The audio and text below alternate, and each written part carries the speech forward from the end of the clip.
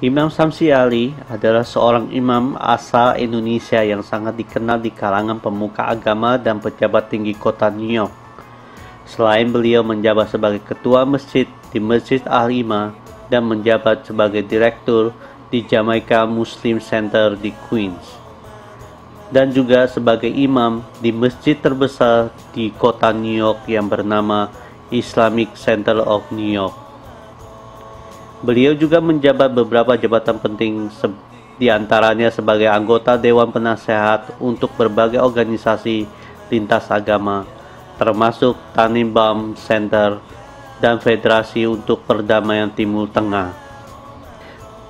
Di dalam berbagai kegiatan penting, beliau memiliki juga kesempatan untuk bertemu dengan berbagai tokoh seperti mantan Presiden George W. Bush, Bill Clinton, Hillary Clinton, Pat Taki, Michael Bloomberg, Presiden Bambang Yudhoyono, dan mantan Presiden Profesor B.J. Habibie, serta Kiai Haji Abdul Rahman Wahid. Setelah kejadian 9/11, Imam Samsi Ali adalah salah seorang pemimpin agama Islam yang diundang oleh Presiden George W. Bush untuk mengunjungi Ground Zero dan mewakili komunitasnya sebagai peserta The Yankee Stadium Parade for the America bersama pejabat agama lainnya dan pejabat tinggi pemerintah Amerika Serikat, termasuk diantaranya mantan Presiden Bill Clinton serta Senator Hillary Clinton. Mention today that God has created humans out of His image. Out of His image is mostly popular among our Christians and Jewish brothers and sisters. But in Islam, don't forget that Allah subhanahu wa ta'ala says, فِطْرَةَ اللَّهِ الَّتِي فَتَرَ النَّاسَ عَلَيْهَا لَا تَبْدِيلَ لِخَلْقِ اللَّهِ. That humans are created on the fitra, on the nature and the purity of God. So we have the same concept. What I would like to remind us all here, when God says that humans are created out of God's image, out of God's fitra, out of God's purity, number one, that every time you see humans, see them first as godly. They are spiritual beings in physical bodies, as someone mentioned that last night. Secondly, my brothers and sisters, that God has given them inherently dignity. This is not a human dignity. This is not a social given dignity. This is a godly, divinely given dignity. And in no way anybody has the right to take it from them. Every human being is being dignified, and the Holy Quran mentioned that clearly when God says, وَلَقَدْ كَرَّمْنَا بَنِي آدَمَ. It is not because of your wealth. It is not because of your race. It is not because of your ethnicity and skin color. It is because God give us that dignity. Selama bulan Ramadan, semua umat Islam di dunia menjalankan ibadah puasa, termasuk masyarakat Indonesia di Amerika Serikat.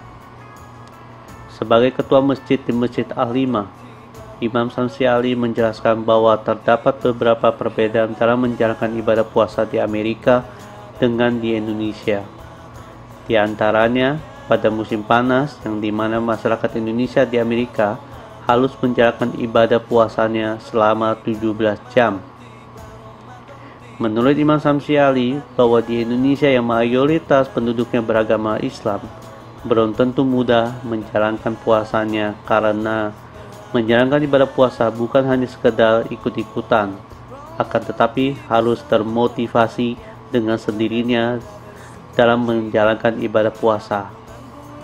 Sedangkan di Amerika Serikat, Islam adalah agama minoritas yang dimana bagi umat muslim lebih termotivasi di dalam menjalankan ibadah puasa dan berkewajiban untuk menjelaskan kepada masyarakat non-muslim bahwa setiap tahun terdapat 1 bulan bagi umat Islam wajib menjalankan ujian atau cobaan dari Allah sebagai umat Islam yang taat kepadanya. Ya, jadi bismillahirrahmanirrahim. Alhamdulillah. Perbedaan kita berpuasa di Indonesia atau negara muslim mayoritas dan di Amerika di mana muslimnya minoritas, hidup di tengah-tengah mayoritas non-muslim. Saya kira yang pertama adalah bahwa di negara-negara muslim itu sudah merupakan lingkungan, jadi ada pengaruh lingkungan di mana kita melihat orang-orang bergerombolan ke masjid, atau misalnya orang-orang makan sahur, orang-orang berbuka puasa, sehingga bagaimanapun juga terbangun sebuah lingkungan, environment yang menjadikan kita lebih ringan untuk melaksanakan itu. Selain itu tentunya memang syiar agamanya memang lebih terasa ya, karena azan mungkin kita dengarkan dan lain sebagainya. Di program-program TV-TV atau media-media yang lain juga kita lihat program-program Islam yang lebih kental terlihat gitu, dan itu memberikan pengaruh, memberikan sugesti atau motivasi kepada kita untuk melaksanakan puasa tersebut. Tapi bukan berarti bahwa ada jaminan bahwa melaksanakan puasa di negara muslim mayoritas akan lebih mudah. Belum tentu juga. Justru terkadang ketika kita hidup di tengah mayoritas non-muslim, ada motivasi tersendiri untuk melaksanakan itu.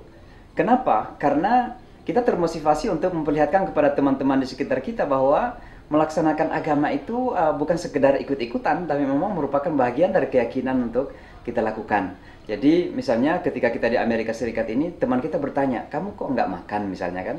Nah itu kesempatan bagi kita untuk menjelaskan bahwa kita sebagai umat Islam, ada masa di dalam 1 tahun kita di mana kita dicoba oleh Allah, diuji oleh Allah untuk mencoba menjauhi makanan ini sebagai bagian daripada ketaatan kita kepadanya. Nah, dengan demikian ada motivasi tersendiri.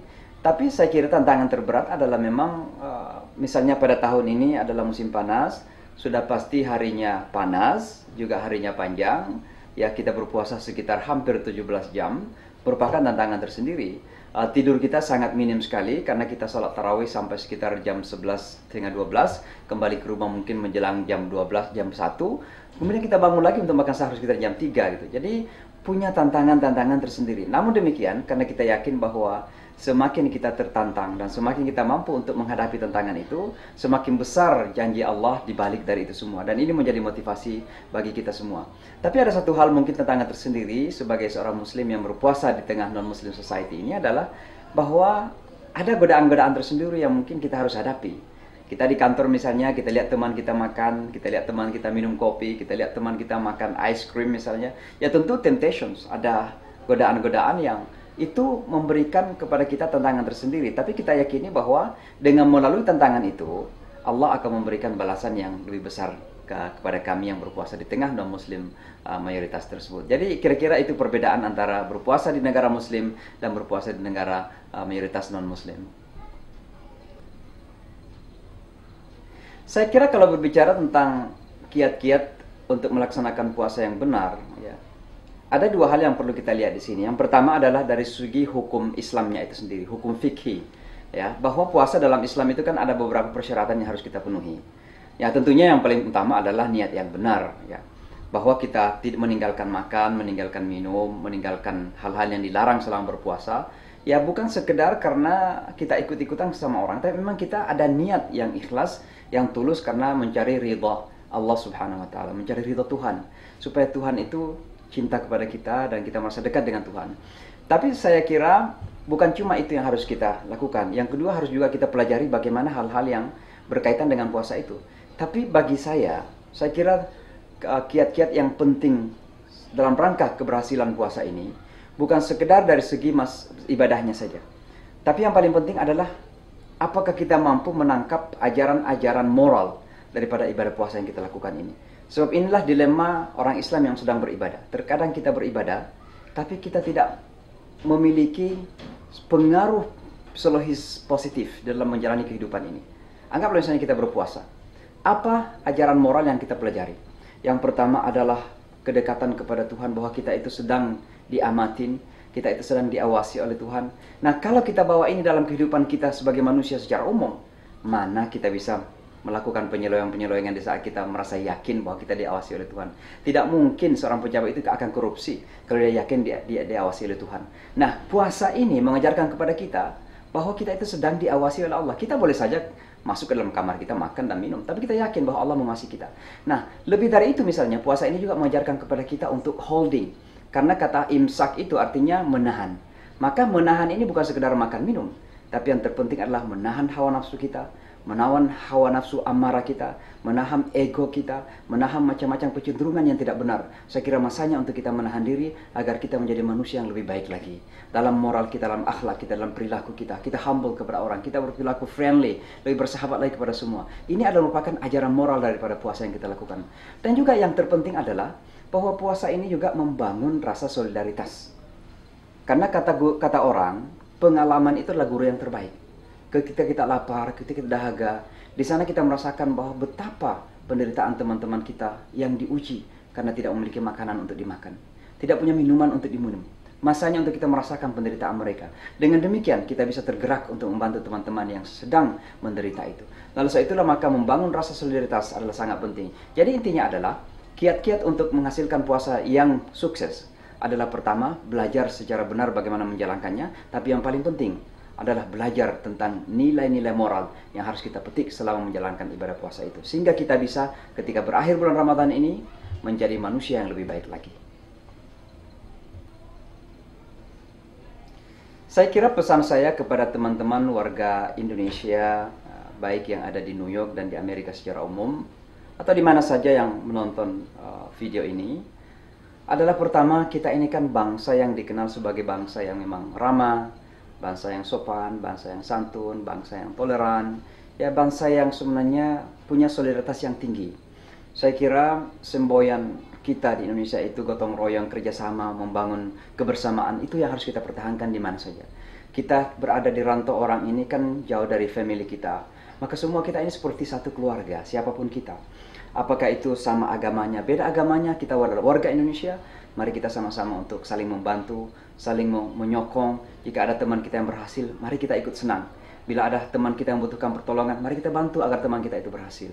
Jangan sampai justru nilai-nilai moral Indonesia kita yang agung, yang luar biasa dikagumi oleh banyak orang itu, justru kita tidak nampakkan dalam kehidupan di perantauan ini. Di mana gotong royong kerjasama, kita lihat orang-orang Bangladesh mereka kerjasama dengan baik. Kalau ada satu sopir taksi, maka dia berusaha untuk merekrut orang lain untuk menjadi sopir taksi gitu. Kalau ada yang mau buka bisnis, maka dia membantu temannya untuk membuka bisnis.